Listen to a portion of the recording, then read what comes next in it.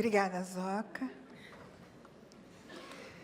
Vamos respirar um pouquinho, então, todos nós, né? Suspirar. Por favor. Eu esqueci de agradecer a todas que participaram desse projeto. Eu não vou falar o nome de todas, mas obrigada. Obrigada, Zoca. Tipo de experiência que de uma riqueza, né?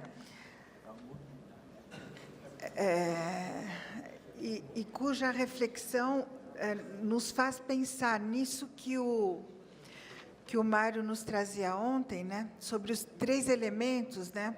O ato de poder, né? O coletivo e o prazer, né? Como é que a gente pode construir potência a partir daí, né? Porque, a despeito da angústia, né, que a Zoca nos trouxe aqui sobre este trabalho, né, ele é de uma riqueza e de uma profundidade tamanhas, né, para se dar consecução a outros tipos de intervenção desse tipo, né? Cria um substrato e tanto, não? Para a intervenção social. Mas, então, vamos lá, Edson? Vamos. Microfone sem fio. Acho que a gente precisa pulsar um pouquinho entre a angústia e a excitação, certo? Vamos espreguiçar primeiro? Solta um pouquinho o corpo, porque, olha... e põe som nisso. Põe som. Bate o pé um pouquinho. Vai, cria um pouquinho de carga. Porque eu gostaria muito que vocês estivessem muito presentes aqui agora, porque a gente vai entrar numa outra onda. Né? Isso é bom, poder pulsar de um lado e pulsar de outro lado sobre a nossa sexualidade. Você pode pôr a música para mim, Edivaldo, por favor? Para começar, uma musiquinha para a gente entrar no clima. E se você conseguir apagar essas luzes amarelas aqui para escurecer um pouquinho mais a tela, eu agradeço. E pode pôr alto o som. Não tão escuro. Aumenta o som para mim um pouquinho, de volta. Um dia vivi a ilusão de que ser homem bastaria, que o mundo masculino tudo me daria. Que eu quisesse ter.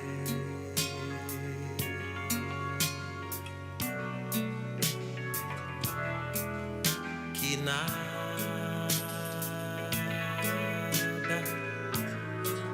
minha porção mulher que até então se resguardara,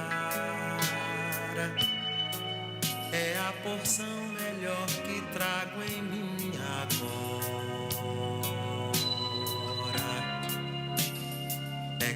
Faz viver.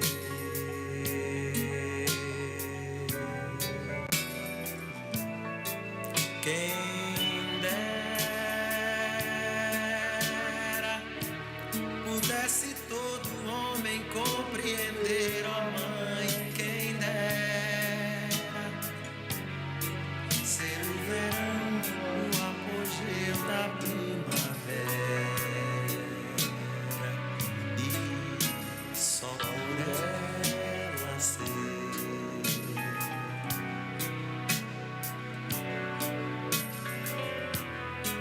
Quem sabe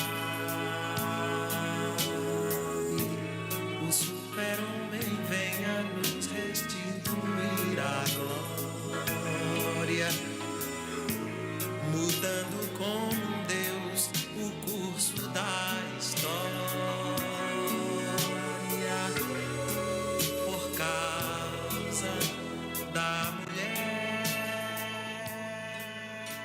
Muito bem. E o que eu trago para vocês é questionar se a bissexualidade realmente existe, ou se ela é um distúrbio neurótico do fluxo da energia sexual.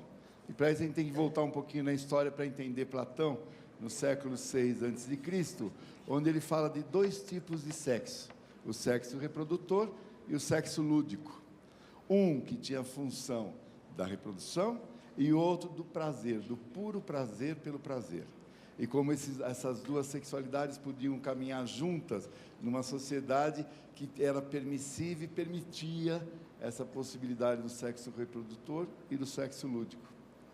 E aí a gente tem cenas como essas, gravadas aí nas cerâmicas do mundo, sobre os meninos que têm o seu sexo lúdico, as meninas ou os grupos, etc, etc. Disso, se a gente voltar um pouquinho na história, né, pegando o tarô como um modelo, a gente tem essa figura aqui, ó. Essa figura que está escrito diabo, na verdade, essa é uma má tradução. Esse deus egípcio se chama a paixão. O deus da paixão, ele trazia no corpo dele um corpo masculino, peito de mulher, cabeça de animal, e tudo isso junto criando uma grande intensidade e um grande desejo sexual. E aí, essa é a condição da sexualidade como base, como princípio. Ela é masculina, feminina e animal. E se a gente pensar nisso, dá para entender por que lá no meio do mato, os meninos transam entre os meninos, com as meninas e com as cabras também, né? Porque cabe tudo isso. E tudo é excitação. Aí tem a mula boa de barranco, né? Vai lá, encosta a mula no barranco, que é boazinha, e deixa os meninos treparem nela. As meninas que se experimentam sexualmente o tempo inteiro, e isso na natureza e no mundo mais simples, fora dos grandes centros, é super comum. Eu venho numa cidade pequenininha de Mariporã, onde a gente fazia isso o tempo inteiro, troca-troca, pegava os bichos, menino com menino e tudo mais. E aí surge o diabo, o tarô de Marseille, que traz a figura do demônio. Então, veja que aquele ser que era um deus, que tinha chifres, que tinha cabeça de bode e tudo mais, os chifres se mantêm, estão lá, ó, os chifres, e aí ele aprisiona o masculino e o feminino aqui, ó, exigindo que masculino e feminino não possam mais ter uma liberdade da excitação dessa maneira. Eles têm que estar presos a um comando de um ser que diz: eu domino e comando a sexualidade de vocês agora.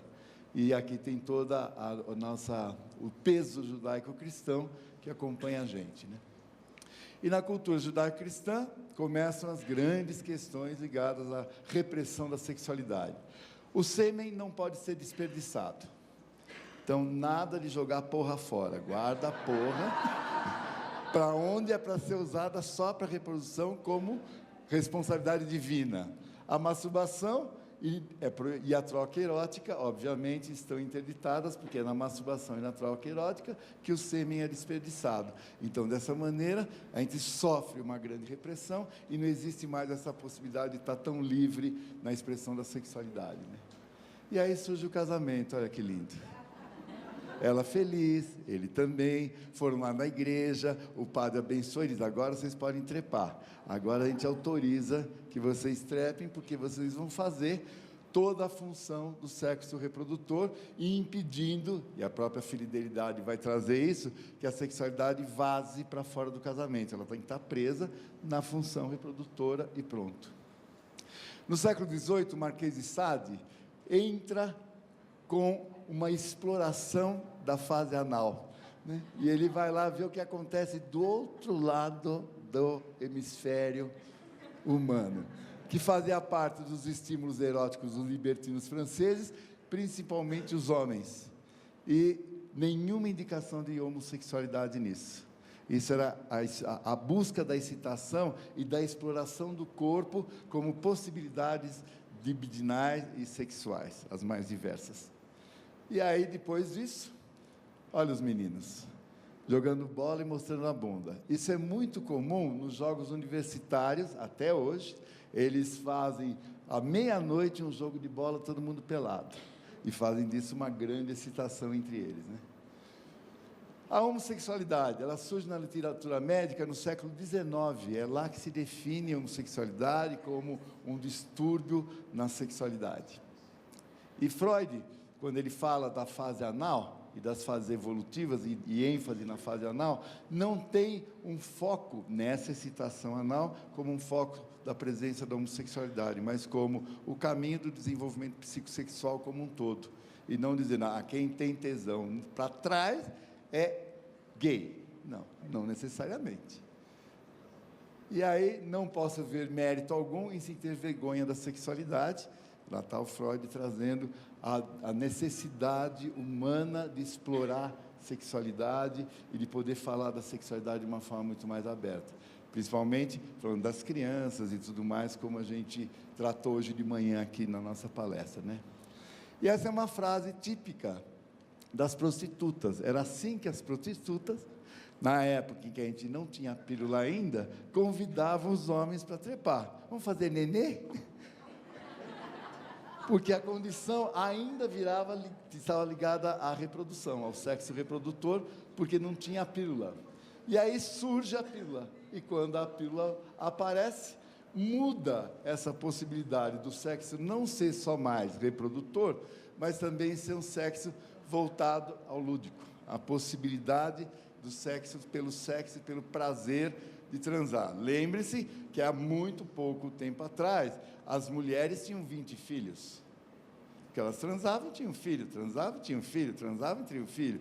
Então, não existia a possibilidade de um sexo lúdico só pelo lúdico.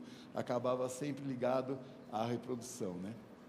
O sexo lúdico, na infância, os meninos e meninas brincam disso o tempo inteiro. Essa é a exploração da busca da excitação e da sexualidade que está sempre presente e vão trocando carícias de modo indiscriminado e livre, dessa maneira aqui, olha lá. E aí, como é que é brincar de pegar vareta, tá vendo? E vão lá pegar vareta um do outro e morrem de rir, olha lá. Ninguém está com cara de vergonha aí, nem de achando que isso é muito esquisito. No sexo lúdico, como na infância, é leve e descontraído, sem preocupação com o desempenho, que essa é uma questão importante. Nós, homens, sofremos o drama do desempenho, né? As mulheres olham para mim e falam, quero ver se você vai dar conta. E vocês sabem que nosso fluxo sexual a gente não comanda, a gente vai para lá rezando para o sangue ir para lá. Vocês, meninas, passam creminho e está tudo bem, né? Nós está na cara se funciona, se não funciona e não tem conversa. Tá certo? Olha como a gente sofre. Vocês pensam que a gente está na boa? Olha só, a prova dos 9 da gente. E aí aqui no sexo lúdico não tem preocupação com o desempenho de ter que dar conta ou não. É poder estar no prazer pelo prazer. Na infância, na juventude, na maturidade e na velhice você pode desfrutar isso, já que o desempenho em si não entra como uma condição sine qua non. Sem roteiro pré-estabelecido, sem exigir apenas parceiros do sexo oposto. E em fase reprodutiva, porque no sexo reprodutivo, só com o sexo oposto, obviamente, e um sexo aí não utilitário e apenas prazer. E aí, desta maneira, a gente está voltando a essa forma da expressão lúdica da sexualidade, como na infância, podendo desfrutar do prazer, da excitação e da alegria. Hoje de manhã, eu e a Eliane estava dando um grupo de movimento e tratando de como a sexualidade traz alegria. Como entrar em contato com a excitação nos deixa muito mais alegres e muito mais crianças nesse sentido, né? Olha aí que bonitinho, poder estar assim em qualquer idade, desfrutando do encontro, do contato, do poder estar junto.